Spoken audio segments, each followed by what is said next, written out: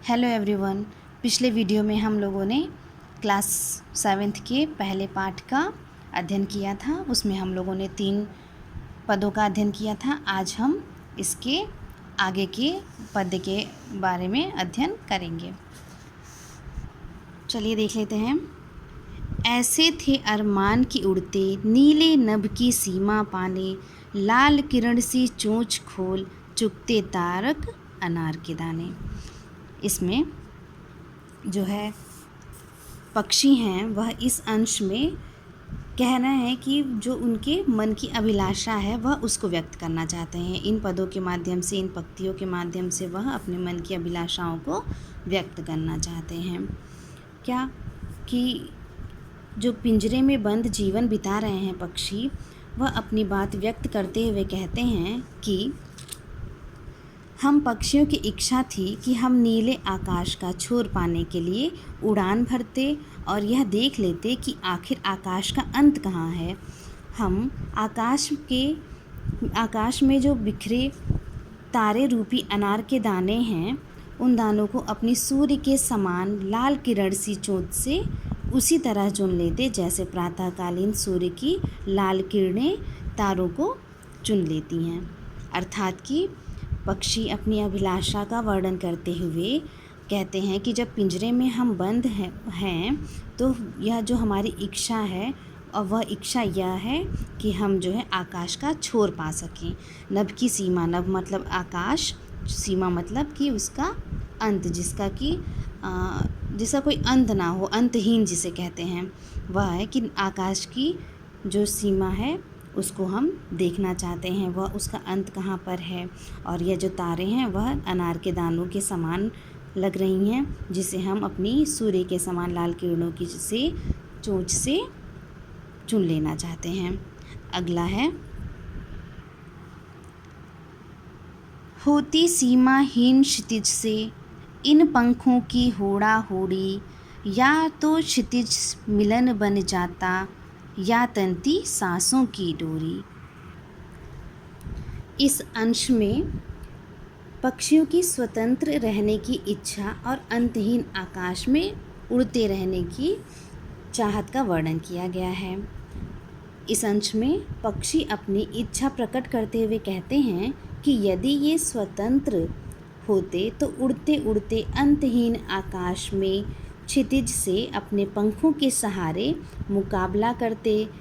इस मुकाबले को जीतकर या तो क्षितिज से हमारा मिलन हो जाता या हमारी सांसें टूट जाती।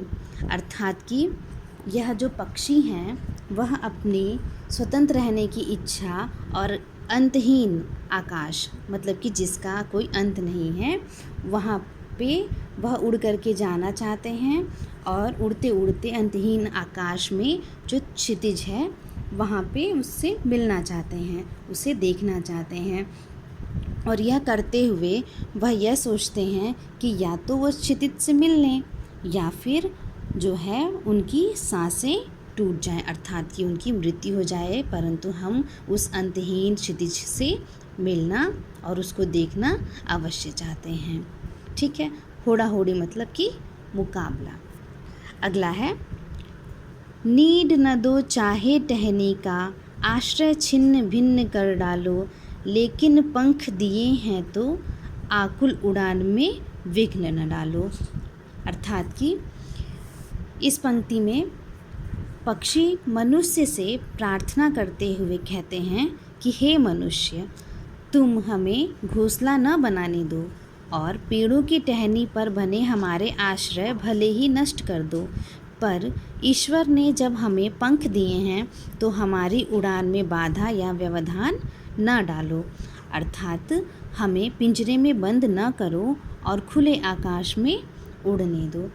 प्रस्तुत पंक्ति से आशय है कि यह जो पक्षी हैं वह मनुष्य से प्रार्थना करते हैं, क्योंकि मनुष्य जो है वनों को काट देते हैं, जिसकी वजह से बहुत सारे जो पक्षी हैं वह अपना घर नहीं बना पाते, कुछ किसी का घर जो है टूट जाता है और बाकी अपना घर नहीं बना पाते इन वनों के कट जाने से, पेड़ पौधों के कट जाने से। तो वह यही बोल रहे हैं पक्षी कि भले ही उन्हें आप रहने के लिए मनुष्य घर ना दें, परंतु उन्हें पिंजरे में बंद ना करें, उन्हें खुले आकाश में उड़ने दें। अब हम शब्दार्थ देख लेते हैं। पाठ से संबंधित शब्दार्थ: अरमान अर्थात इच्छा, सीमा हद या छोर। तारक अनार अर्थात तारे रूपी अनार के दाने। सीमाहीन, सीमाहीन अर्थात कि अंतहीन, जिसकी सीमा न हो। क्षितिज माने धरती और आकाश के मिलने का काल्पनिक स्थान, वह स्थान जहाँ पे धरती और आकाश मिलते हैं उसे क्षितिज कहा जाता है। होड़ा होड़ी मुकाबला, होड़ा होड़ी का मतलब मुकाबला। मिलन यानी कि मेल, मेल अर्थात कि किसी से मिलना या फिर धरती और आकाश का मिलना। नीड अर्थात घोंसला, आश्रय, रहने का ठिकाना।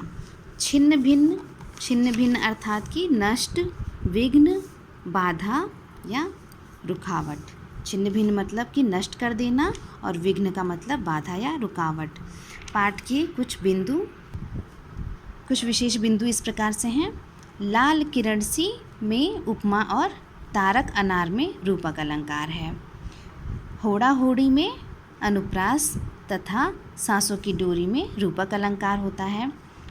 कविता में पक्षी सारी सुख सुविधाओं को त्याग कर अपनी आज़ादी बनाए रखना चाहते हैं, अर्थात कि पूरी कविता का सार यह है कि यह जो पक्षी हैं इन्हें जो है पिंजरे में बंद करके ना रखा जाए। यह जो है खुले आकाश में उड़ने वाले प्राणी हैं, इन्हें कैद करके ना रखा जाए। आज का गृह कार्य: पहला प्रश्न, पद्यांशों का संदर्भ सहित व्याख्या लिखिए। जो आज ये चौथा, पांचवा और छठा जो हमने आज व्याख्या की, इसका आपको व्याख्या लिखना है। और दूसरा, शब्दार्थ लिखें व याद करें। तीसरा प्रश्न है, पक्षियों को पिंजरे में बंद करने से उनकी आज़ादी का हनन ही नहीं होता, अपितु पर्यावरण भी प्रभावित होता है। इस विषय पर 10 पंक्तियों में अपने विचार लिखिए।